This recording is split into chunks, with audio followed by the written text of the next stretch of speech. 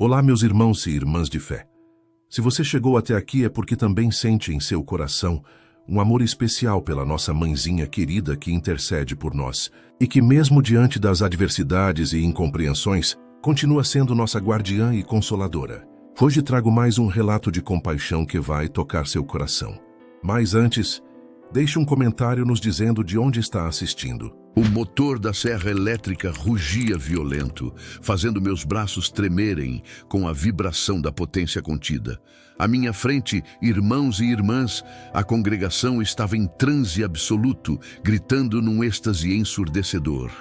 Essa boneca amaldiçoada não merece respeito algum, declarei com a voz firme, antes de descer a lâmina giratória sobre a imagem centenária de Nossa Senhora Aparecida. No exato milésimo de segundo em que o aço mordeu a madeira sagrada, algo fisicamente impossível aconteceu diante de todos. Uma nuvem densa de pó dourado, cintilante e misterioso explodiu, vindo direto contra minhas retinas como um sopro divino.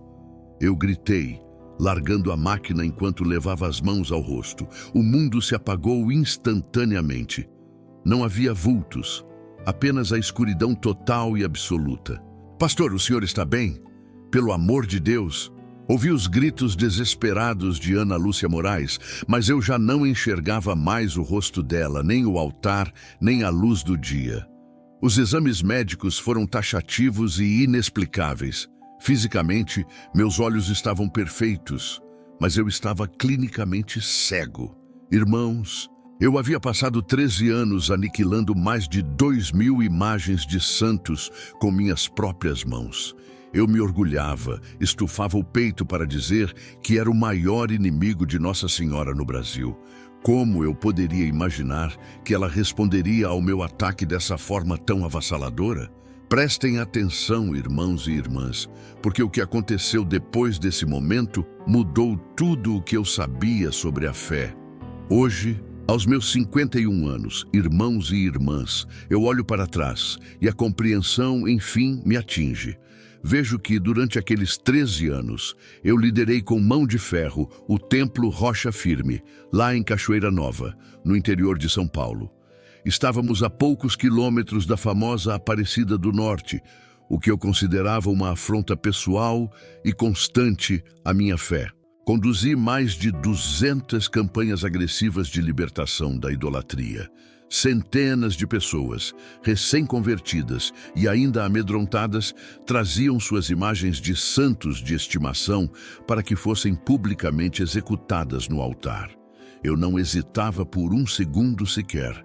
Eu quebrava o gesso, queimava a madeira, pisava nos restos. Fazia tudo isso, meus irmãos, em nome de uma suposta purificação espiritual que eu julgava ser a única verdade absoluta. Eu acreditava, com cada fibra do meu ser, que eu ocupava o posto de general nessa guerra santa, o maior adversário de Nossa Senhora em todo o território nacional. Convencido de que estava cumprindo a obra de Deus e combatendo uma idolatria cega, jamais poderia prever, irmãos e irmãs, que um dia descobriria, da maneira mais dolorosa e inesquecível possível, a verdadeira força silenciosa que habitava por trás daquela imagem que eu tanto desprezava e ridicularizava. Irmãos e irmãs, minha trajetória foi desenhada muito antes, em uma família evangélica de raízes profundas e radicais, na Congregação da Luz Eterna. Meu pai, o pastor Ezequiel Pereira, era uma figura lendária e temida na região, conhecido por todos pela alcunha de o Martelo dos Ídolos. Suas cruzadas evangelísticas não eram apenas cultos, eram eventos grandiosos, verdadeiros espetáculos de fúria que atraíam multidões, sempre culminando no clímax da destruição pública de imagens católicas. Cresci imerso nessa realidade bélica, sentindo que cada ato de quebra era a manifestação máxima do poder divino na Terra. Desde a mais tenra infância, fui doutrinado metodicamente a odiar qualquer forma de manifestação católica. Dentro de casa, a retórica era sempre a mesma e não admitia dúvidas. Aparecida do Norte, nossa cidade vizinha, era considerada um território dominado pelo diabo. Os milhões de romeiros que peregrinavam anualmente à Basílica eram vistos por nós apenas como ovelhas perdidas, presas fáceis e iludidas do maior demônio do Brasil, a entidade que chamávamos de Falsa Nossa Senhora. Filho, a voz do meu pai ecoava com uma autoridade pesada, quase profética, enquanto seus olhos queimavam com uma certeza assustadora. Ele sentenciava: você nasceu para um propósito maior, libertar o povo brasileiro dessa idolatria maldita. Entenda que Aparecida é a própria Babilônia moderna, e você foi escolhido como o instrumento afiado de Deus para derrubar essa fortaleza satânica. Aquelas não eram apenas frases soltas lançadas ao vento. Elas penetraram minha carne e se gravaram em minha alma como um chamado divino, irrevogável e absoluto. Foi aos 15 anos que a teoria se tornou fogo em meu peito. Durante um culto de avivamento que parecia fazer as paredes tremerem, eu atravessei meu verdadeiro divisor de águas. Fui tomado por uma força avassaladora e falei em línguas estranhas por 4 horas ininterruptas, sem sentir sede ou cansaço. Ali, recebi visões nítidas, quase palpáveis, multidões de católicos caindo de joelhos em arrependimento, num Brasil onde a devoção mariana era finalmente extinta. O pastor visitante, atônito diante daquele fervor sobrenatural, tomou o microfone e declarou para toda a congregação: olhem bem para este jovem, ele será um dos grandes generais na libertação da igreja brasileira. A partir daquele instante, uma chama diferente se acendeu dentro do meu peito. Não era apenas zelo, era um ódio espiritual intenso, gelado e sistemático, focado como um laser na figura de Nossa Senhora Aparecida. Meu corpo rejeitava aquilo fisicamente. Eu não suportava ouvir o nome da cidade sem que uma onda violenta de náusea subisse pela minha garganta. A simples visão de uma imagem de gesso provocava ânsia de vômito.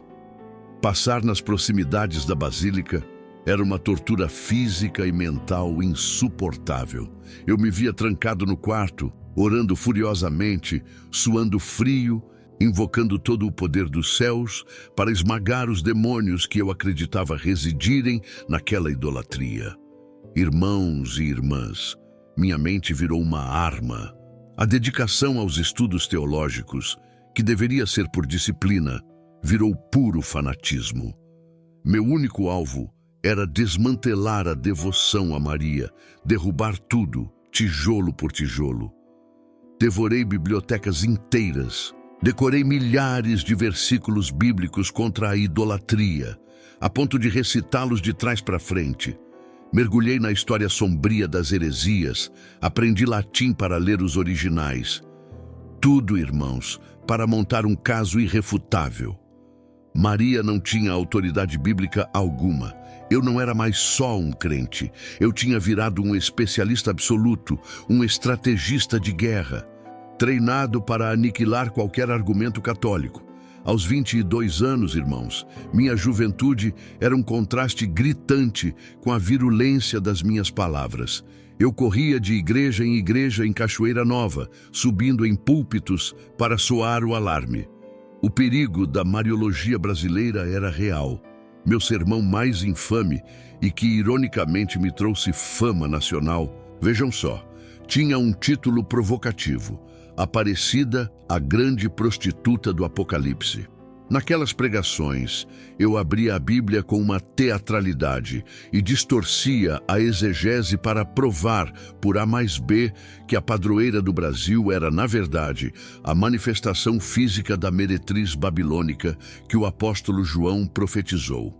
Quando completei 27 anos, irmãos, eu selei uma aliança estratégica e cheia de amor com Ana Lúcia Moraes, minha esposa. Filha de missionários tradicionais, ela era tão radicalmente comprometida quanto eu na batalha contra a idolatria. Nossa casa virou um verdadeiro quartel-general, irmãos. Nossos filhos, Lucas e Maria Eduarda, não foram apenas criados. Eles foram treinados sob essa mesma doutrina rígida, alimentados diariamente com a aversão à fé católica. Me perdoem por isso, irmãos. O resultado foi rápido. Aos 16 anos, Lucas já empunhava o microfone e pregava com a mesma paixão e veemência que via em mim. Juntos, Ana Lúcia e eu não éramos apenas um casal. Éramos uma força implacável, uma muralha intransponível contra o que julgávamos na nossa cegueira serem as trevas. Então, irmãos, finalmente chegou aquele dia fatídico. O dia que eu marquei para o fim da imagem centenária de Nossa Senhora Aparecida da família da Dona Cida Alves. Era uma relíquia guardada por 4 gerações. Lá no alto do púlpito, sentindo a vibração pesada da serra elétrica industrial em meu punho, meu sermão teatral atingiu seu clímax febril. A adrenalina corria, irmãos. Mas no exato segundo em que a lâmina rugindo tocou a madeira sagrada, a física, eu juro a vocês, parecia suspensa. Ela não cortou, nem sequer arranhou. Pensem no meu choque. Ao invés disso, um pó dourado cintilante e misterioso irrompeu violentamente, explodindo direto contra meus olhos que estavam abertos. Soltei um grito que não era de dor física, irmãos, mas de puro choque e terror, enquanto eu era instantaneamente mergulhado em uma escuridão total e absoluta. Minha visão simplesmente havia desaparecido. O mundo, meus irmãos e irmãs, se apagou para mim num piscar de olhos. Naquela sala dos médicos oftalmologistas, a perplexidade deles era tão forte que eu quase podia sentir. Meus olhos, os exames mostravam, estavam perfeitos, imaculados, sem dano algum. O diagnóstico era um verdadeiro mistério. Cegueira funcional ou cegueira psicogênica, algo que a ciência não conseguia explicar. Mas o que veio depois, a crise no meu ministério, foi ainda mais destruidor. Como um pastor Daniel que não conseguia ler a Bíblia, um líder que nem podia olhar para o seu rebanho, eu me sentia completamente impotente. Minha vocação parecia ter sido arrancada de mim. A frustração me comia por dentro. O isolamento naquela escuridão sem fim era uma tortura cruel para a minha alma. Noites e noites, irmãos, minha escuridão era cheia de pesadelos que me sufocavam. Num deles, Dona Cida Alves, a mulher simples dona daquela imagem, surgiu de repente, e suas palavras ecoaram no vazio da minha mente. Pastor, o Senhor ofendeu minha tataravó. O som da voz dela, agora sem a visão para me prender à realidade ou diminuir o pavor, era algo assustador, monstruoso mesmo. Foi Ana Lúcia Moraes, minha eterna aliada e meu alicerce, quem, com uma doçura e uma firmeza que me davam força, me sugeriu o que parecia impossível. Daniel, ela disse, talvez você precise pedir perdão. Guiado pelas mãos dela, dependendo de cada passo incerto, fui levado até a casa de Dona Cida Alves. A humildade que esse pedido exigia, forçada pela minha escuridão, rasgou o meu orgulho como se ele fosse um papel velho. Foi um quebramento que eu precisava, irmãos. Pouco depois, irmãos, tive outro sonho vívido, mas desta vez era de uma serenidade que acalmava a alma. Nossa Senhora Aparecida surgiu ali. A voz dela, suave e firme, preencheu toda a escuridão que me envolvia. Você se recusou a ver a verdade, Daniel. Então, eu tirei sua visão. Vá até minha casa, lá no Santuário Nacional de Nossa Senhora Aparecida, e se o seu arrependimento for de verdade, eu farei você ver de novo. A peregrinação até Aparecida do Norte, irmãos, que antes era um tabu absoluto no meu ministério, virou minha única esperança de ser salvo. Cego, fui guiado pela mão de Ana Lúcia Moraes. Eu não conseguia ver a grandiosidade da arquitetura do Santuário Nacional de Nossa Senhora Aparecida, que eu tanto desprezei, mas eu podia senti-la na pele. O som forte das preces dos romeiros, o cheiro denso de incenso, a energia real da fé vibrando em todo o meu redor. Cada passo que eu dava era um ato de pura dependência. Finalmente, ajoelhei-me ali, diante da imagem que eu não podia enxergar, e meu pedido de perdão foi um ato de fé e humildade absolutas, completamente despido de qualquer arrogância que um dia tive. Irmãos, foi exatamente ali, naquele instante decisivo, que a realidade começou a se transformar. No início, a mudança não foi imediata, meus irmãos. A escuridão absoluta e sufocante começou a ceder lugar a vultos trêmulos e feixes de luz ainda indistintos. Pouco a pouco, as cores começaram a brotar do nada, como se uma pintura divina estivesse se revelando em câmera lenta diante de mim. E então, diante dos meus olhos que já transbordavam lágrimas, irmãos, a imagem que eu tanto persegui, a figura de Nossa Senhora Aparecida, se tornou nítida, clara, absolutamente luminosa. Minha visão física estava de volta, sim, mas o milagre foi muito além da carne. Uma nova visão espiritual havia nascido dentro do meu peito, trazendo um entendimento avassalador de humildade, um arrependimento cortante e a doçura de um perdão maternal que eu jamais imaginei merecer. A serra elétrica, aquele pó dourado que feriu meus olhos, a cegueira temporária e a luz final de Aparecida me esfregaram a verdade na cara, irmãos. Antes desse despertar, irmãos, a chamada idolatria mariana não era apenas algo de que eu discordava, era minha obsessão doentia. Ainda me lembro vividamente da nossa lua de mel, que não foi um passeio romântico convencional, mas uma viagem incomum de reconhecimento territorial pelas ruas de Aparecida. Com a frieza tática de um general, mapeamos meticulosamente pontos estratégicos e cenários para futuras e agressivas campanhas evangelísticas de libertação. Aos 30 anos, fundei minha própria denominação. Não era apenas uma congregação religiosa comum. Eu a via como uma base de operações, quase militar, desenhada para a libertação espiritual de Aparecida do Norte. Assim nasceu o Templo Rocha Firme, irmãos, forjado com um propósito explícito e inegável: combater frontalmente e sem trégua a devoção a Nossa Senhora Aparecida. Desde o mesmíssimo primeiro culto, irmãos, implementei um ritual chocante que se tornaria nossa marca registrada inconfundível: as fogueiras da purificação semanal. Todo domingo à noite, aquilo se transformava em um verdadeiro espetáculo para os fiéis. Pessoas recém-convertidas do catolicismo traziam suas imagens de santos, muitas vezes relíquias de família. Ali, diante de uma plateia hipnotizada, elas eram destruídas publicamente. Era uma cerimônia carregada de uma celebração estranha, um teatro impressionante e assustador ao mesmo tempo. Multidões de curiosos convergiam de todos os cantos para nossa igreja em Cachoeira Nova, atraídas magneticamente por aquele espetáculo singular de destruição. O ritual seguia um roteiro rigoroso e cruel. O convertido subia ao altar, muitas vezes trêmulo, e confessava publicamente ter adorado demônios por pura ignorância durante anos. Entregava a sacola pesada com suas imagens sagradas. E eu, irmãos e irmãs, o pastor Daniel Moraes, assumia o papel de executor, destruindo-as uma a uma. Eu não apenas as quebrava. Eu explicava os perigos específicos de cada santo, desenvolvendo técnicas elaboradas de profanação. Meu ritual era visceral, físico.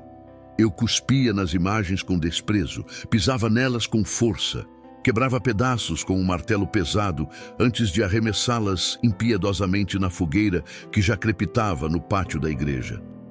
A congregação, em um êxtase coletivo, entoava em coro: Deus de fogo, consome tudo.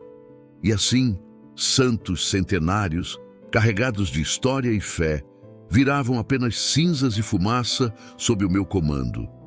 Ao longo de uma jornada que ultrapassou uma década, conduzi essas cerimônias implacáveis religiosamente, semana após semana, Recentemente, irmãos e irmãs, parei para fazer as contas e o número me chocou. Foram mais de 2.000 imagens sacras que eu, pessoalmente, destruí com minhas próprias mãos. Não eram meros objetos de gesso, eram ícones de fé profunda.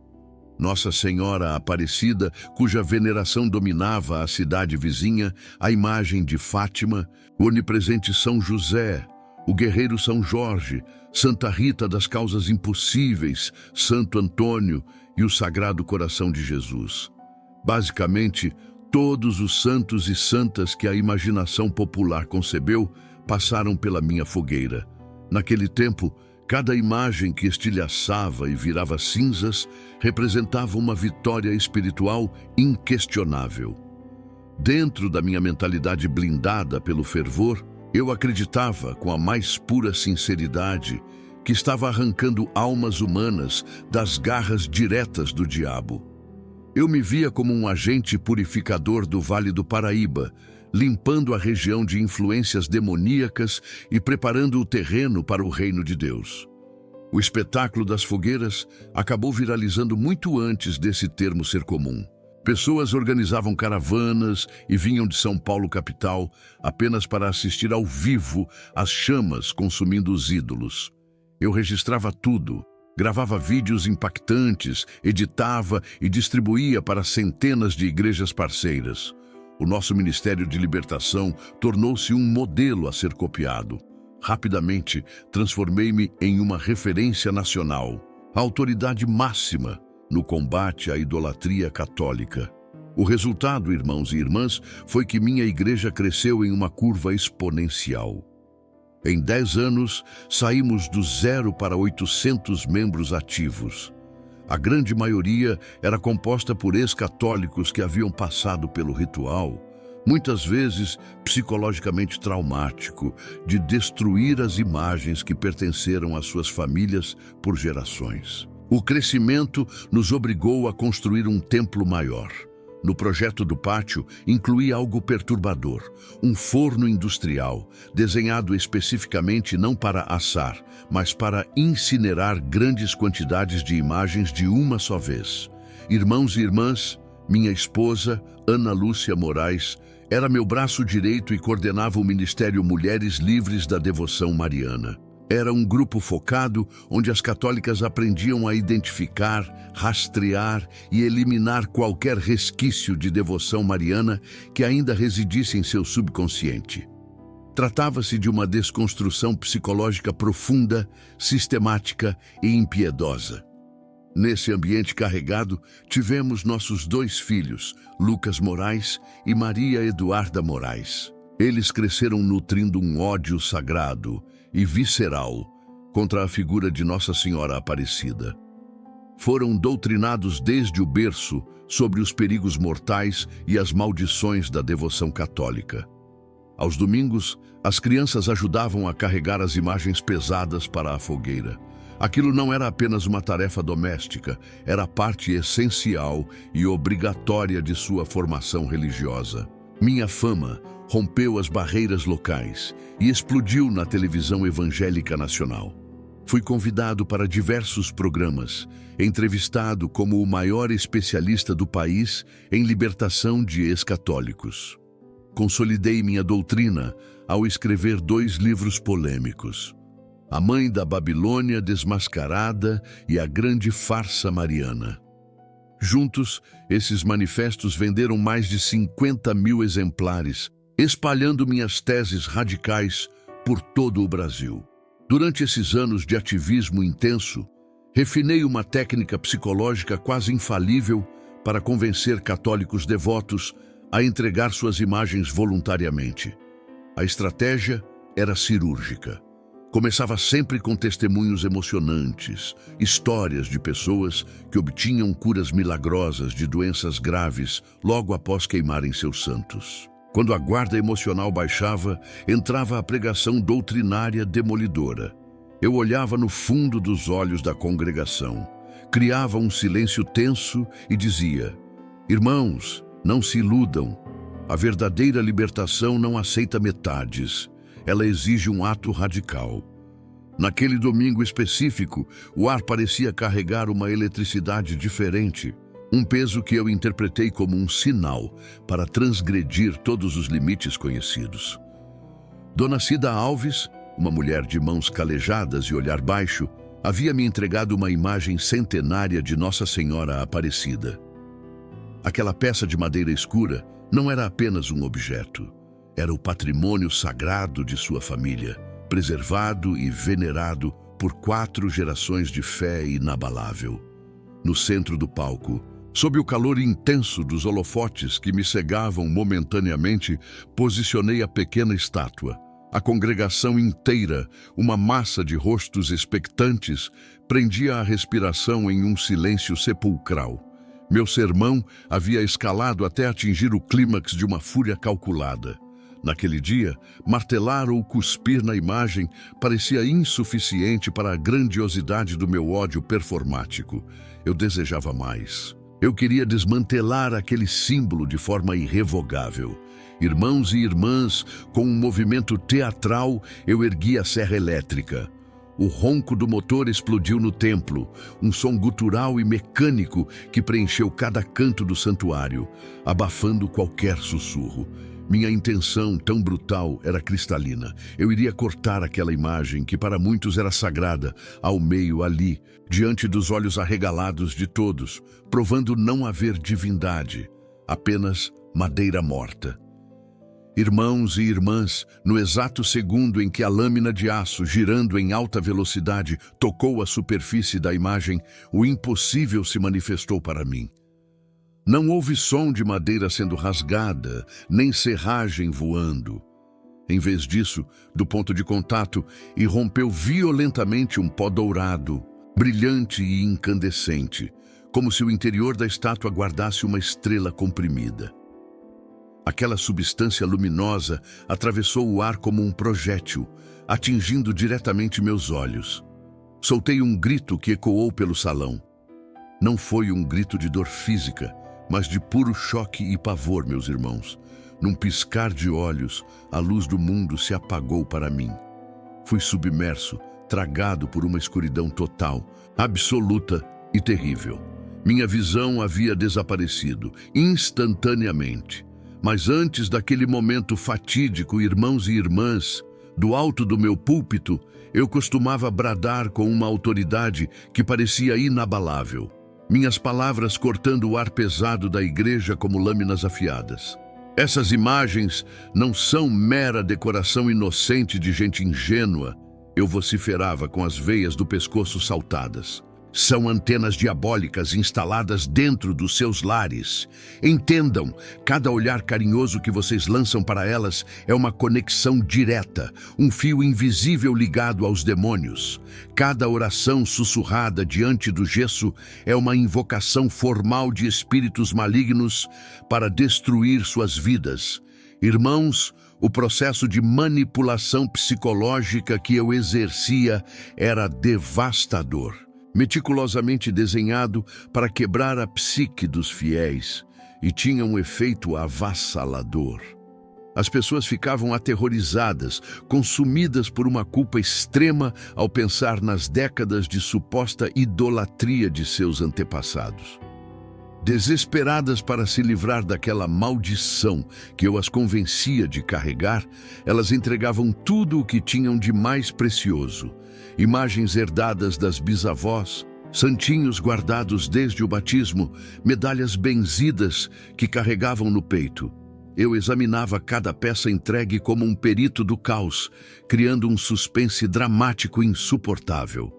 Olhem bem para esta Nossa Senhora Aparecida, eu clamava, erguendo a imagem de um jeito teatral para que a luz batesse nela, criando sombras longas.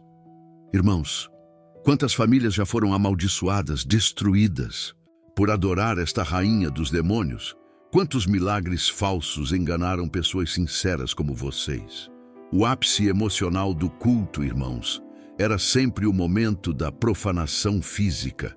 Primeiro, eu cuspia na face da imagem, um ato vil, explicando aos gritos que aquilo era lixo espiritual, um detrito que nem respeito merecia. Depois, eu a jogava no chão, pisava com força, quebrava a estrutura e, por fim, atirava os pedaços no fogo, enquanto a congregação, em um transe histérico, explodia em gritos de vitória e choro. Eu não parava por aí, irmãos. Recolhia as cinzas frias daquelas queimas e as guardava em recipientes de vidro, etiquetados meticulosamente como troféus da libertação. Eu afirmava com a voz embargada de falsa emoção que aquelas cinzas eram provas materiais da nossa vitória sobre Satanás, evidências que serviriam de testemunho a nosso favor no dia do juízo final. O que eu fazia ali, semana após semana, era uma encenação religiosa elaborada, um teatro macabro, mas de uma eficácia assombrosa e terrível. Com o passar dos anos, irmãos, não me contentei apenas em rejeitar. Eu construí uma arquitetura mental sombria, desenvolvendo uma demonologia mariana inteiramente própria. Aquele era o meu arsenal teológico particular, forjado no fogo da intolerância. Para os meus olhos cegos pelo zelo, Nossa Senhora Aparecida transcendia a simples imagem de uma santa venerada. Eu a coroava, em meus delírios doutrinários, como a princesa suprema das trevas, a regente do abismo. E quanto a Nossa Senhora de Fátima, eu a enxergava como a general implacável, a comandante dos exércitos diabólicos em marcha contra a verdade. Nossa Senhora do Carmo, por sua vez, era pintada em meus sermões como uma astuta sedutora de almas incautas. Eu não apenas falava, irmãos, eu sistematizei o ódio. Ergui um sistema doutrinário complexo, um arcabouço teológico aparentemente robusto, desenhado unicamente para legitimar a repulsa visceral que eu sentia e contagiava os outros. A tragédia maior, contudo, foi doméstica. Meus filhos cresceram imersos nessa atmosfera tóxica, participando ativamente de cada cerimônia de quebra, cada ato público de repúdio. Lucas, meu sangue absorveu esse veneno de forma absoluta. Aos 16 anos, ele não era apenas um ouvinte passivo. Subia ao púlpito e pregava sobre a maldição mariana, com uma autoridade assustadora e precoce. Eu olhava para ele e via meu reflexo, meu sucessor natural, o futuro general da minha cruzada de purificação. Irmãos, havia uma ironia cruel e dourada em tudo isso. Quanto mais virulento e agressivo era o meu ódio, mais os cofres da igreja transbordavam de um jeito que hoje vejo como obsceno. Descobri que católicos traumatizados, recém-convertidos, sob o terror da minha pregação, se tornavam doadores vorazes. O dinheiro fluía torrencialmente, motivado por dois sentimentos extremos que eu explorava: ou a gratidão eufórica por uma suposta libertação espiritual, ou a culpa esmagadora de um passado que eu os convencia ser puramente idólatra e maldito. Capitalizados por essa culpa tão rentável, erguemos impérios de tijolo e cimento, construímos anexos luxuosos, importamos equipamentos caros de última geração e estendemos nossos tentáculos de influência para outras cidades aqui no nosso Vale do Paraíba, invadindo até mesmo o território sagrado de Aparecida do Norte. A audácia foi tamanha que fundei um seminário de guerra espiritual, o Arrasa Ídolos, inteiramente dedicado a combater a devoção mariana. Ali, eu me transformei no reitor da discórdia. De nossas salas saíram centenas de obreiros, verdadeiros atiradores de elite teológicos, especialistas na destruição da fé católica. Eles eram treinados exaustivamente para aniquilar qualquer argumento, para demolir sem piedade qualquer defesa sobre a intercessão dos santos. Aos 45 anos, meu nome, Pastor Daniel Moraes, não era apenas conhecido, irmãos, era uma marca, a autoridade máxima nacional no combate à devoção mariana. O mundo evangélico abria suas portas para mim. Convites para pregar em convenções internacionais enchiam minha agenda, e artigos meus estampavam as capas das mais prestigiadas revistas teológicas globais. Cheguei ao ponto de ser convocado para debates televisivos em horário nobre, onde duelava verbalmente contra cardeais, certo de que estava vencendo a guerra sem, na verdade, perceber o custo real da minha própria alma. Foi exatamente no vértice intocável da minha trajetória ministerial, naquele pico inebriante de reconhecimento e autoridade absoluta, que o inimaginável desabou sobre mim. Aquele foi o episódio fatídico que não apenas virou meu mundo de cabeça para baixo, mas o despedaçou por completo, eu juro a vocês.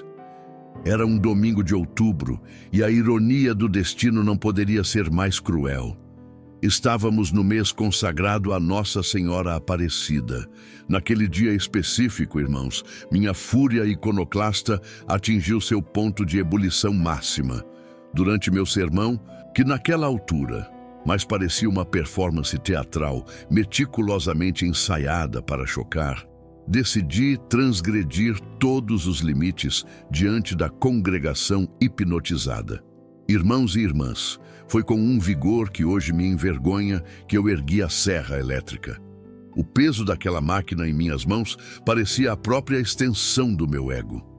Meu objetivo era claro, brutal e público. Destruir uma imagem centenária de Nossa Senhora Aparecida, serrá-la ao meio ali mesmo, no altar, como a prova definitiva e irrefutável do meu poder espiritual. O motor rugiu, a lâmina girava numa velocidade ensurdecedora, faminta por destruição. Mas no exato milésimo de segundo em que o metal frio e impiedoso tocou a madeira sagrada, a lógica física se desfez. A serra não cortou.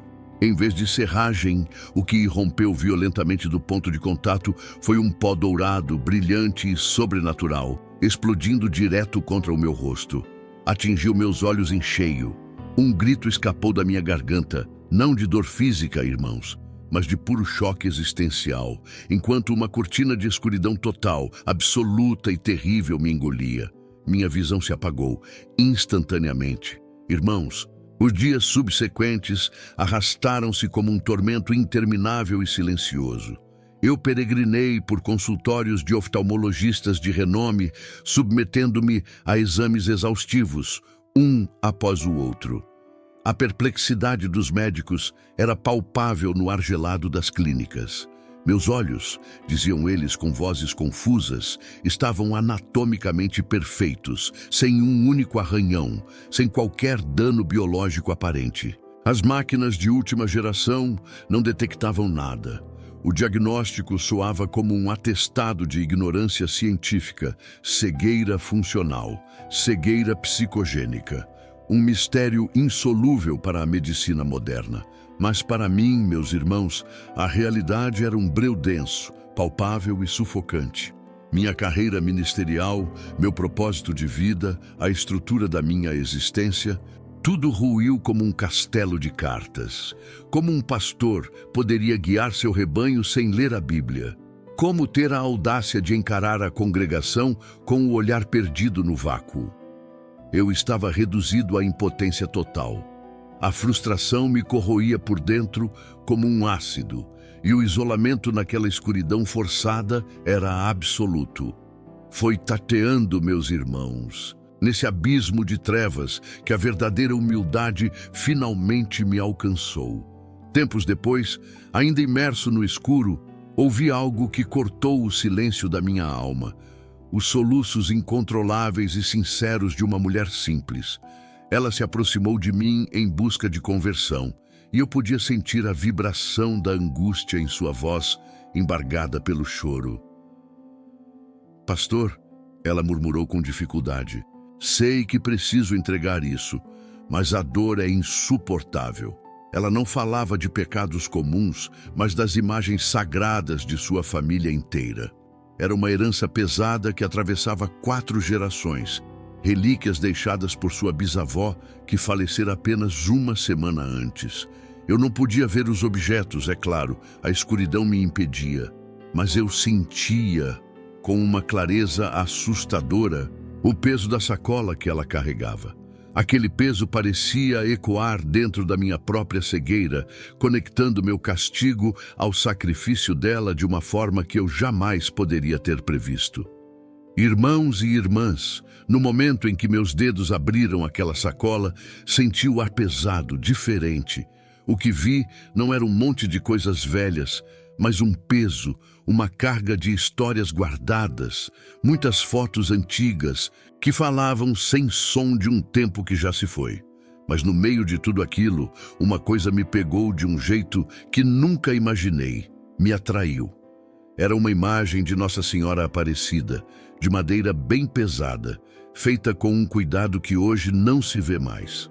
Era, sem dúvida, muito antiga, com um valor que não dava para medir, tanto de história quanto de arte. Impressionante. Com cada detalhe feito à mão, a pintura ainda ali, firme, e um rosto tão tranquilo que, juro a vocês, prendia o olhar e o respeito de qualquer um, crente ou não. Irmãos, aquela mulher, Dona Cida, ela sussurrou, a voz quase sumindo. Esta aqui, esta é especial. Ela tocou a imagem com um carinho que me doeu a alma, como se estivesse acariciando um filho. Está na minha família há mais de 100 anos. Foi da minha tataravó, que conheceu a dor da escravidão. Ela sempre contava, com lágrimas nos olhos, que Nossa Senhora a protegia, que foi ela quem deu força para aguentar tanto sofrimento e as correntes do cativeiro. A história de Dona Cida, irmãos, era tão forte que qualquer coração, por mais duro que fosse, sentiria um aperto. Mas o meu. Mas naquele dia, meu fanatismo era uma muralha, uma armadura de certezas que não deixava nada entrar, mais forte que qualquer empatia. Senhora, eu falei, e a minha voz saiu gelada, sem um pingo de dó. Não me importa essa história, esse apego. Demônio é demônio. Não importa se é antigo, bonito ou tem história. Essa imagem amaldiçoou sua família, prendeu vocês no passado. Mas hoje, aqui e agora, nós vamos quebrar essa maldição para sempre. Um murmúrio de concordância, um som baixo correu pela igreja, mas logo virou um grito que ensurdecia, alimentado pela histeria de todos. Eu peguei a imagem centenária, irmãos, aquela peça cheia de história, suor e dor, e a ergui bem alto na frente de todos, como se fosse um troféu de batalha. Vejam este ídolo maldito! Eu gritei, irmãos, com aquela minha encenação de sempre, sentindo o poder correndo nas minhas veias. 100 anos de adoração diabólica, 100 anos de maldição na família. Hoje, isso acaba. Irmãos e irmãs, a igreja inteira explodiu em uma cacofonia de gritos de amém e aleluia, uma onda sonora que fazia as paredes vibrarem. Foi então que, num surto de uma fúria, que na época eu chamava de profética, mas que hoje, com a clareza da tragédia, entendo ser inexplicável e insana, cometi o ato que de fato mudaria o curso da minha existência para sempre. Ergui a serra elétrica industrial. O motor rugiu, faminto. Meu objetivo era claro e brutal: cortar a imagem centenária de Nossa Senhora Aparecida ao meio, ali mesmo, diante dos olhos de todos. No exato instante em que a lâmina giratória tocou a imagem centenária de Nossa Senhora Aparecida, algo impossível aconteceu. Ela não cortou. A serra elétrica industrial não avançou 1 milímetro sequer. Em vez de serragem, um pó dourado cintilante e misterioso irrompeu violentamente da peça, explodindo contra meu rosto como uma supernova silenciosa. Naquele segundo, o mundo se apagou. O desespero que se seguiu foi uma jornada solitária e aterrorizante. Procurei outros oftalmologistas, peregrinei por consultórios estéreis, fiz exames ainda mais elaborados e invasivos, consultei os especialistas mais renomados e caros de São Paulo. O veredito, no entanto, era sempre o mesmo, um eco constante e zombeteiro em minha mente. Fisicamente, nada estava errado. Meus globos oculares estavam intactos, meus nervos ópticos respondiam aos estímulos, minha córnea estava límpida. Meus olhos, diagnosticados como perfeitos pela medicina dos homens, permaneciam inexplicavelmente cegos, mergulhados em uma escuridão que a ciência não conseguia penetrar. 30 dias imerso na mais completa escuridão. O primeiro mês não foi apenas um período sem luz. Foi um ácido corrosivo que começou a devorar minha alma. Como pastor Daniel Moraes, toda a minha existência, meu propósito e minha identidade orbitavam em torno do púlpito e da pregação. Mas, de repente, privado da capacidade de ler a Bíblia Sagrada e impedido de encarar os fiéis da minha congregação nos olhos, quem eu era de verdade. Eu me sentia reduzido a nada, um invólucro vazio.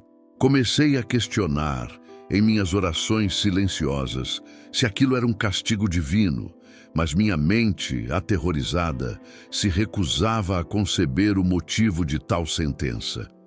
Dentro das paredes do templo Rocha Firme, o silêncio respeitoso deu lugar a murmúrios que cresciam como uma erva daninha. Eu quase podia ouvir as especulações rastejando pelos bancos. Seria um pecado oculto. Certamente Deus está disciplinando o pastor Daniel com mão de ferro. Alguns, com uma franqueza brutal, sugeriam que eu confessasse logo qual era a transgressão secreta que eu abrigava. Outros, olhando através das lentes da compaixão, enxergavam ali uma provação bíblica, pintando-me como um Jó moderno enfrentando o inexplicável. Ana Lúcia Moraes, minha fiel esposa, tentava desesperadamente me consolar, irmãos e irmãs. No entanto, mesmo sem enxergar, eu podia sentir a vibração da preocupação crescente emanando dela. Nossa sobrevivência financeira dependia inteiramente do meu ministério ativo. Sem poder subir ao altar e ministrar, o telefone parou de tocar. Não havia mais convites, as ofertas especiais desapareceram e a venda dos meus livros estagnou. A situação financeira apertava como um nó em nossa garganta, sufocando-nos dia após dia, ameaçando o sustento da nossa casa. 2 meses se arrastaram numa lentidão agonizante e minha visão permanecia prisioneira atrás de um véu intransponível. O calendário se tornou um cemitério de oportunidades. Mais de 50 compromissos ministeriais cancelados, um após o outro. A natureza não tolera o vácuo.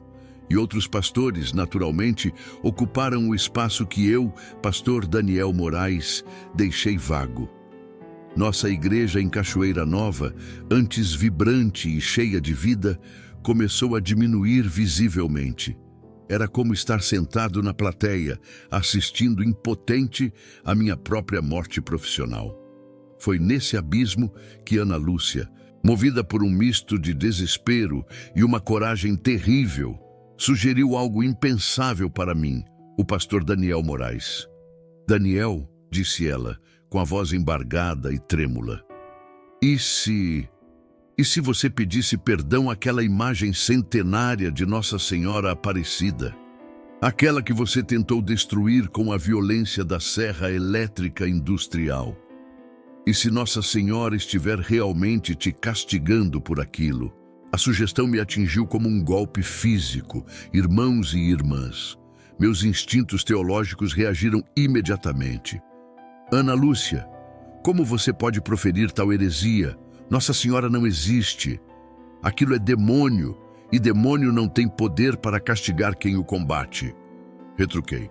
Mas no silêncio que se seguiu, uma dúvida insidiosa começou a criar raízes no solo do meu medo mais profundo. A coincidência era precisa demais para ser ignorada.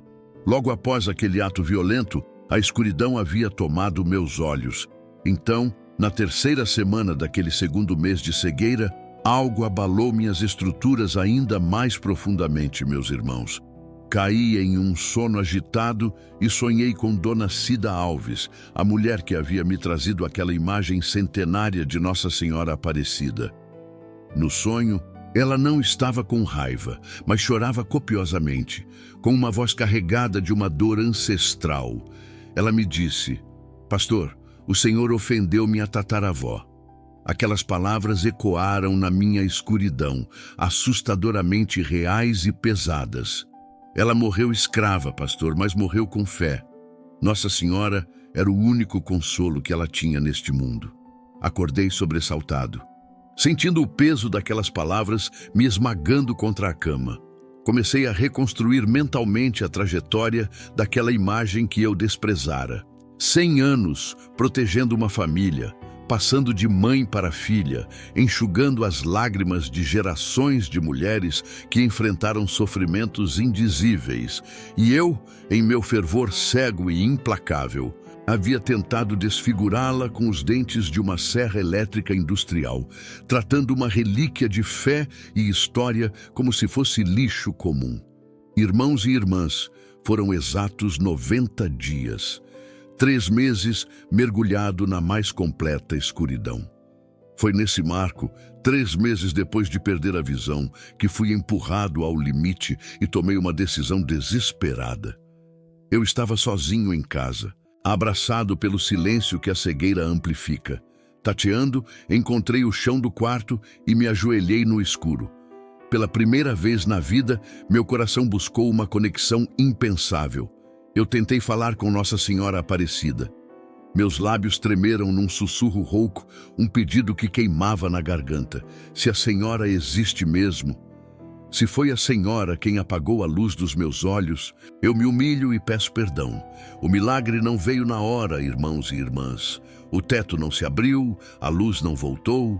Continuei cego, preso naquele breu infinito que me sufocava.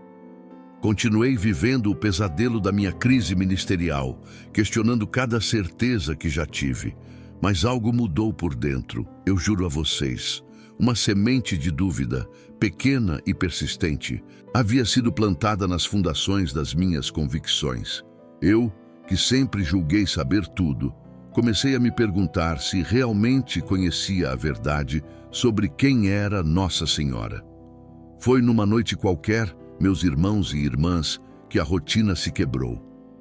Ana Lúcia entrou em casa trazendo uma novidade que me gelou a espinha. Daniel, ela disse com urgência na voz, encontrei a Dona Cida, aquela que trouxe a imagem que você tentou destruir naquele dia. Consegui o endereço. Que tal irmos até lá pedir perdão? A proposta me atingiu como um soco no estômago. A ideia me apavorou, sim, confrontando meu orgulho ferido, mas também acendeu uma intriga inexplicável, uma atração que eu não conseguia combater. O dia seguinte amanheceu, ou pelo menos supus que sim, no meu mundo escuro. Guiado pelas mãos firmes de Ana Lúcia, saí do meu refúgio e fomos até a casa humilde da Dona Cida. Eu não podia ver, mas sentia a simplicidade no ar. Quando ela nos viu, a surpresa deve ter marcado seu rosto. Pastor, como vocês estão? Ouvi dizer que o senhor ficou doente. Tentei responder, irmãos, formular uma frase, mas apenas o ar escapou dos meus pulmões, um nó na garganta. Coube a Ana Lúcia, com toda a delicadeza do mundo, explicar a tragédia. Eu havia perdido a visão completamente desde aquele domingo fatídico. O silêncio que se seguiu foi de um acolhimento que eu nunca tinha sentido antes, irmãos e irmãs. Dona Cida nos observou com uma compreensão profunda, quase ancestral. Pastor, ela começou com uma voz suave como um bálsamo para a minha alma. Minha tataravó sempre dizia, Nossa Senhora é mãe, e mães castigam quando os filhos erram o caminho, sim, mas perdoam de todo o coração quando percebem que o pedido de desculpas é sincero. Aquelas palavras simples, desprovidas de qualquer teologia complexa, atravessaram todas as minhas defesas e me tocaram na alma de um jeito que nada antes havia conseguido. Então, irmãos, veio o golpe final. A pergunta de Dona Cida caiu em mim como um raio, atingindo uma ferida aberta que eu, pastor Daniel Moraes, nem sabia existir. O Senhor quer que eu reze para Nossa Senhora pela recuperação da sua visão? Ela indagou com uma naturalidade que me desarmou. Imediatamente, meu interior gritou um não. Era um protesto mudo e violento contra a hipocrisia que eu sentia. Mas o desespero era um monstro maior, devorando qualquer objeção. Engoli em seco, sentindo o gosto amargo da vergonha me consumir, e assenti. Sim, eu era um hipócrita, mas naquele abismo eu não tinha mais escolhas. Ouvi o som de um terço antigo e gasto nas mãos dela. Dona Cida começou a orar, e cada palavra ressoava na minha estrutura óssea. Nossa Senhora Aparecida, ela suplicava com fé. Este pastor Daniel Moraes não sabia o que fazia quando a ofendeu. Ele está arrependido, está sofrendo. A senhora que é mãe, perdoe-o e devolva a sua visão, para que ele possa enxergar novamente e proclamar a tua palavra. Enquanto a cadência das palavras dela preenchia o ambiente, irmãos, algo extraordinário começou a acontecer. Não era algo que eu pudesse apenas ouvir, mas sentir na pele. Uma sensação física, inédita, manifestou-se diretamente nos meus olhos, aqueles que eu considerava mortos. Não havia dor alguma. O que eu sentia era uma quentura suave, um calor reconfortante que evoluía para um formigamento elétrico que percorria minhas retinas por dentro. Era uma experiência sensorial completamente nova e, até aquele instante, inexplicável para a minha lógica. Quando a oração finalmente cessou, uma onda avassaladora de esperança invadiu meu peito. Eu tinha, meus irmãos, certeza absoluta de que uma engrenagem vital havia se transformado ali, nas profundezas da minha visão perdida. Abri as pálpebras com expectativa, esperando a luz. Contudo, a realidade foi cruel. A escuridão não se dissipava. As formas e cores não vinham ao meu encontro. A cegueira persistia, teimosa, implacável e absoluta. O trajeto de retorno para casa, em Cachoeira Nova, foi embalado por um silêncio ainda mais pesado do que a própria cegueira, irmãos. Era uma ausência de som que gritava, um vácuo que, para mim, se fundia com a escuridão eterna dos meus olhos. Ana Lúcia, minha fiel e incansável esposa, mantinha-se muda ao meu lado, certamente imersa em seus próprios pensamentos e preces silenciosas. Eu, por outro lado, me afogava em uma confusão mental que me roubava o ar.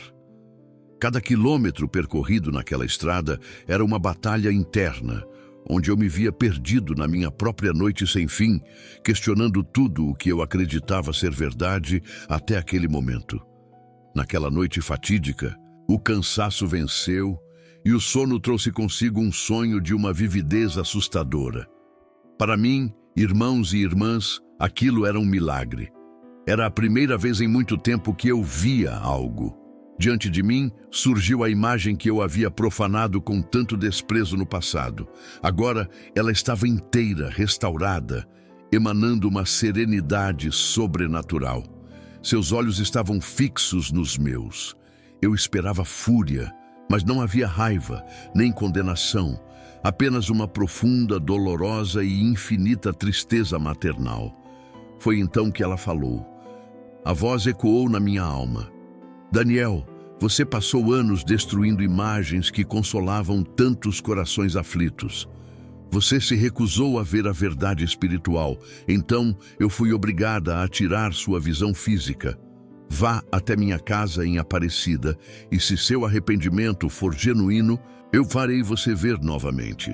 Meu sim foi um grito mudo de desespero, carregado de todo o arrependimento que me dilacerava.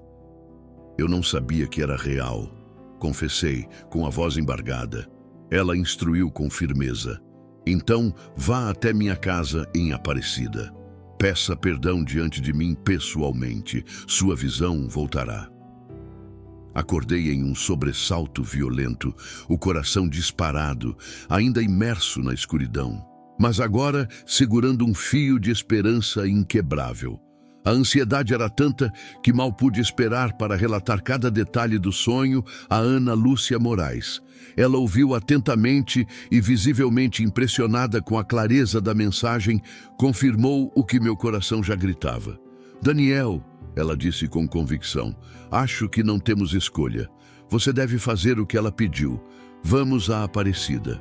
A simples ideia de pisar naquela basílica, irmãos e irmãs, me causava tremores. Aquele era um lugar que, em meus sermões inflamados de outrora, eu sempre vociferava e condenava como o próprio antro do demônio. O medo me apavorava profundamente. Mas o desespero pela minha visão perdida e a promessa daquele sonho eram forças maiores do que qualquer dogma. Assim, no sábado seguinte, partimos rumo à Aparecida do Norte, pelo coração do Vale do Paraíba. Não estávamos indo como antes, em missões de reconhecimento para criticar, mas como dois peregrinos verdadeiramente arrependidos. Eu ia cego, guiado pelas mãos de Ana Lúcia Moraes e sustentado pela minha própria e recém-descoberta humildade. Irmãos e irmãs, ao me aproximar das imensas portas da Basílica, aquela imponente grandiosidade não me atingiu através dos olhos, que nada viam, mas por uma força gravitacional avassaladora. Eu conseguia sentir a vastidão física do lugar antes mesmo de cruzar o umbral, uma presença maciça e sagrada que eu, em minha cegueira obstinada, jamais havia me permitido sentir verdadeiramente. Quando finalmente entramos, a sensação de escala mudou drasticamente. Eu me sentia minúsculo, reduzido a quase nada, um estranho tateando no escuro em meio a uma vasta multidão de fiéis que eu não conhecia. O ar ali dentro era denso, carregado com o murmúrio incessante de milhares de orações entrelaçadas, o eco suave e rítmico de passos no piso de pedra e um perfume de incenso que invadia minhas narinas. Aquele cheiro, embora estranho à minha vivência anterior, revelou-se curiosamente acolhedor, como um abraço que eu não sabia que precisava desesperadamente. Ali, imerso no centro de centenas de pessoas, imagino que fossem famílias inteiras unidas pela devoção, idosos calejados com terços gastos nas mãos, jovens em um silêncio reverente que eu desconhecia. Percebi algo que minha cegueira física e espiritual haviam me ocultado por décadas. Havia uma atmosfera palpável de paz absoluta, uma devoção tão genuína e uma fé tão sincera que contrastava violentamente com cada palavra de ódio que eu havia pregado. Durante anos, gritei nos cultos que aquele lugar era um território diabólico, um antro de perdição. Como eu estava errado. Meu coração batia descompassado contra as costelas, bombeando uma mistura tóxica de medo paralisante e uma esperança quase infantil, teimosa. Eu estava ali, o pastor Daniel Moraes, vulnerável e sem visão, exatamente no coração daquilo que eu mais combatera em minha vida. A vergonha pesava sobre meus ombros como um manto de chumbo, quase insuportável, mas a curiosidade e o desespero me empurravam adiante, passo após passo. Diante da imagem de Nossa Senhora, que meus olhos mortos não podiam ver, senti sua presença imponente emanando do altar principal. Minhas pernas fraquejaram, tremendo sob o peso da minha própria história e contradição. Era como se uma força invisível, magnética e irresistível me puxasse para o chão, para a humildade.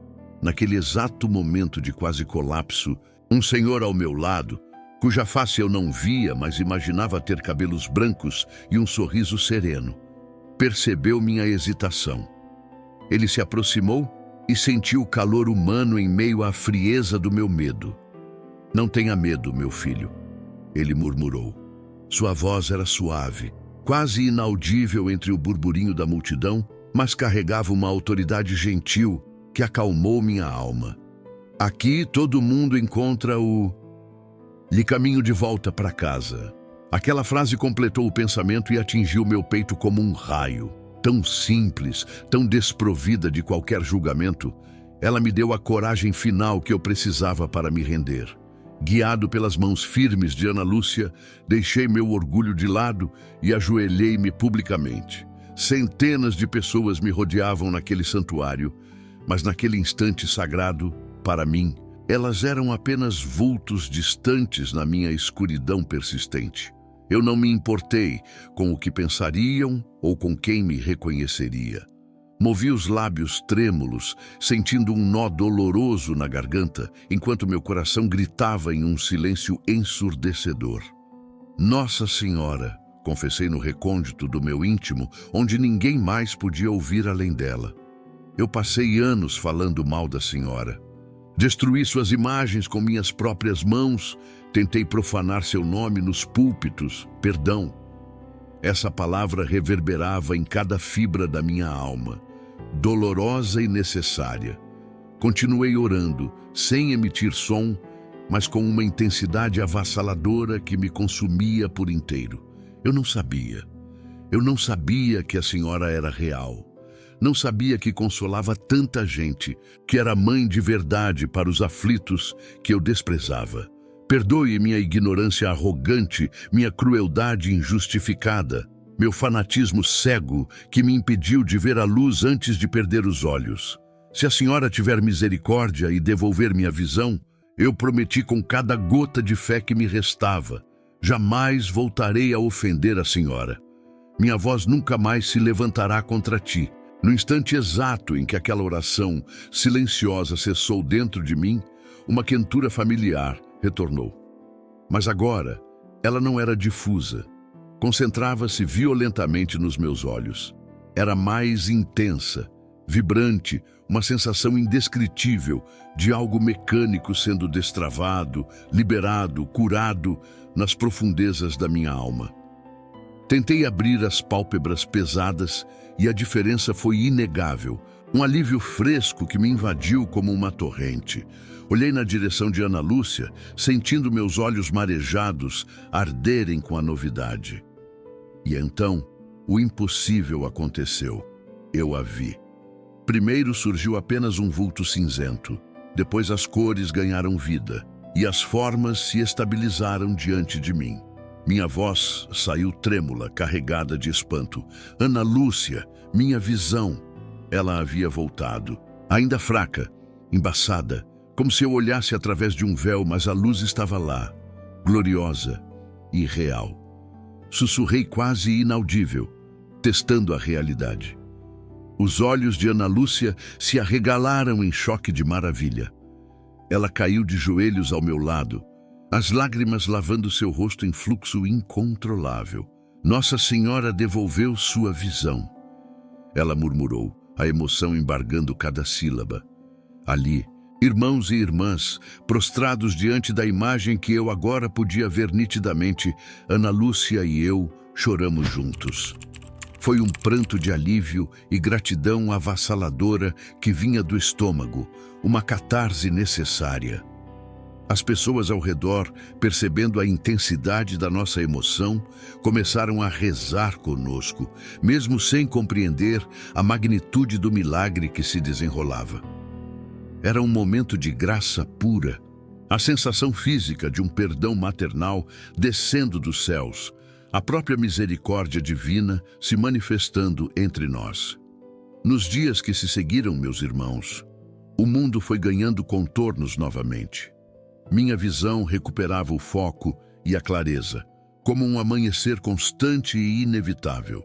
Em pouco mais de uma semana, ela estava completamente restaurada, perfeita como antes. Mas a mudança física era o de menos. Eu, pastor Daniel Moraes, já não era o mesmo homem. Aquela experiência me transformou por completo, me virou do avesso e reescreveu cada fibra do meu ser e da minha fé. O retorno ao púlpito foi o teste final da minha nova convicção, irmãos. Quando voltei à minha igreja, no primeiro culto que liderei, não escondi uma vírgula. Contei cada detalhe cru do que havia acontecido. Confessei, com o coração na mão, que perdi a visão após tentar destruir uma imagem centenária de Nossa Senhora com uma serra elétrica. Relatei, sem me poupar, que ela havia me castigado e, em sua infinita misericórdia, me perdoado. A reação da congregação foi de choque absoluto.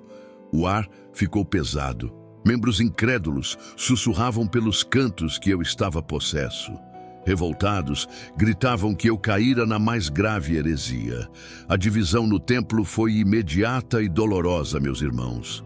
Vi famílias inteiras que antes me seguiam fielmente levantarem-se dos bancos e começarem a partir.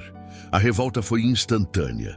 Meus obreiros, homens que antes eram tão leais, se voltaram contra mim e me abandonaram ali mesmo, sozinho no altar. Mas eu pergunto a vocês, meus irmãos e irmãs, como eu poderia negar a transformação que havia vivido na própria carne? Era impossível negar a luz que agora meus olhos viam. Daquele dia decisivo em diante, meus irmãos e irmãs, as campanhas sistemáticas de aniquilação de imagens cessaram por completo e silenciaram. Eu, pastor Daniel Moraes, no auge dos meus 51 anos, descobri que já não possuía forças para quebrar, não tinha coragem para queimar e minha boca secava ao tentar cuspir em representações de santos. Como eu poderia continuar com tal violência, sabendo agora, no fundo da minha alma, que aqueles objetos eram o último refúgio e o consolo sagrado de tantas almas sofredoras? O meu ministério, que eu havia liderado com punho de ferro por longos 13 anos em Cachoeira Nova, mudou radicalmente de foco e essência. Comecei a pregar sobre algo que antes era impensável: tolerância religiosa. Passei a falar abertamente de respeito às diferentes formas de fé, de um amor ao próximo que transcendia barreiras, independentemente de qualquer placa ou denominação na porta da igreja.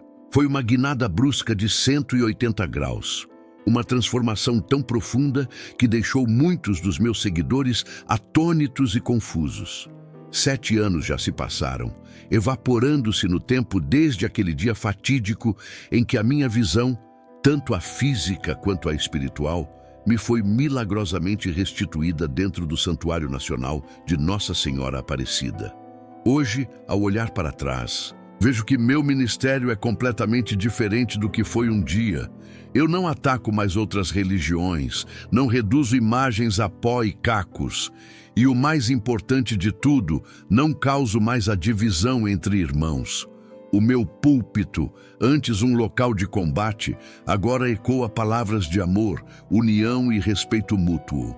Faço questão de visitar Aparecida do Norte regularmente, não na condição de um católico convertido, mas como um cristão profundamente grato pela misericórdia recebida. Caminho devagar por entre a multidão, que busca consolo, e aquela atmosfera que antes me parecia tão estranha e hostil, agora me abraça com uma paz inexplicável e transcendental. É exatamente ali, sob o teto imponente e majestoso do santuário, que minha nova visão do mundo se renova e se fortalece. Aqui, imerso entre o murmúrio constante das orações fervorosas e o eco suave dos sinos que marcam o tempo, encontro-me novamente comigo mesmo. É neste santuário, neste instante sagrado e suspenso, que converso intimamente com Nossa Senhora. É um diálogo de alma, como falar com uma mãe compreensiva, uma figura materna que me acolheu no meu desespero mais profundo e escuro, sem emitir qualquer julgamento sobre quem eu era. Minha mente ainda viaja de volta àquele padre, um homem cujo nome se perdeu nos labirintos da minha memória, mas cuja gentileza e olhar compassivo jamais esquecerei. Ele me ofereceu uma palavra de conforto genuíno, uma boia de salvação, mesmo sem saber quem eu era ou a profundidade assustadora do abismo em que eu me encontrava naquele momento. Irmãos e irmãs, naquele dia inesquecível, quando o medo me paralisava e a vergonha me cortava por dentro, mas um fiozinho de esperança acendia meu coração. Eu fui agraciado com uma lição de humildade que me quebrou por inteiro. Hoje, eu peço a Deus sabedoria para ser um pastor melhor, um pai mais presente e amoroso para o Lucas e a Maria Eduarda, e um marido ainda mais dedicado à minha companheira, Ana Lúcia. Reconheço, irmãos, que nossa igreja aqui em Cachoeira Nova talvez tenha diminuído em números absolutos. Sim, é verdade que muitos preferiram seguir outros pastores, aqueles que ainda são mais combativos, mais incisivos e agressivos nas suas pregações. No entanto, em termos de qualidade e essência, ela floresceu de um jeito que eu jamais poderia imaginar, nem nos meus sonhos mais otimistas.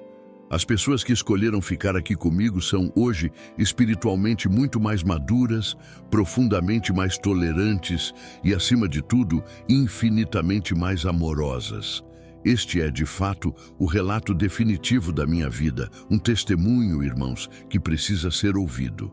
Eu sou o pastor Daniel Moraes, o pastor que, consumido por uma fúria incontrolável, viu o mundo escurecer, literalmente, ao levantar a serra elétrica para despedaçar aquela imagem centenária de Nossa Senhora Aparecida, perdi a visão física, mergulhando em trevas que só se dissiparam quando a minha alma finalmente se curvou. Recuperei a luz dos meus olhos apenas no instante em que me rendi num pedido de perdão visceral e sincero. Esta é a saga de um homem que dedicou décadas a combater a devoção mariana com uma ferocidade cega, apenas para descobrir no momento mais improvável e aterrorizante que estava travando uma guerra insana contra a própria mãe. Entendam bem, irmãos, a profundidade do que aconteceu. Nossa Senhora não me aniquilou pela minha ofensa gravíssima. Longe disso. O que eu recebi foi uma educação vinda do alto, uma disciplina maternal firme, porém transbordante de amor. Não houve o castigo eterno que eu talvez merecesse, mas sim um perdão que se materializou no exato segundo do meu arrependimento mais genuíno. Eu não fui exposto ao escárnio ou humilhado publicamente. Fui restaurado no silêncio, com uma discrição e uma ternura que somente o coração de uma mãe é capaz de oferecer a um filho rebelde. Hoje, irmãos, enxergando o mundo com os olhos que me foram milagrosamente devolvidos, a compreensão me atinge em cheio. Aquelas mais de 2.000 imagens que eu destruí ao longo dos anos não eram os ídolos diabólicos que eu pregava serem. Eram símbolos sagrados de intercessão, portos seguros para famílias em sofrimento, heranças espirituais de valor incalculável passadas de geração em geração. Cada fogueira que eu acendi com orgulho destruiu muito mais do que simples pedaços de gesso e madeira. Aquele fogo consumiu fé, incinerou tradições e, num sentido muito doloroso, queimou a esperança de muitos fiéis que só buscavam consolo. Irmãos e irmãs, foi Nossa Senhora Aparecida quem me ensinou a lição mais dura e bela. O verdadeiro poder ministerial jamais reside no ataque a outras tradições, mas sim na difícil arte de construir pontes de amor e compreensão mútua. A autêntica autoridade espiritual se manifesta no respeito profundo, nunca na destruição cega e intolerante. E assim, com a visão que ela me restituiu e o coração de pedra que ela transformou em carne, sigo hoje pregando um evangelho diferente. Um evangelho de amor inclusivo, de uma fé que acolhe e respeita, buscando uma união verdadeiramente cristã. Porque aprendi na pele, meus irmãos e irmãs, que quando ofendemos uma mãe, ela nos disciplina, sim, mas quando pedimos perdão, ela nos envolve no abraço da mais pura e incondicional misericórdia. Nossa Senhora Aparecida, rogai por todos os pastores que, como eu fui, ainda não compreenderam que sois um manancial inesgotável de amor para todos os cristãos.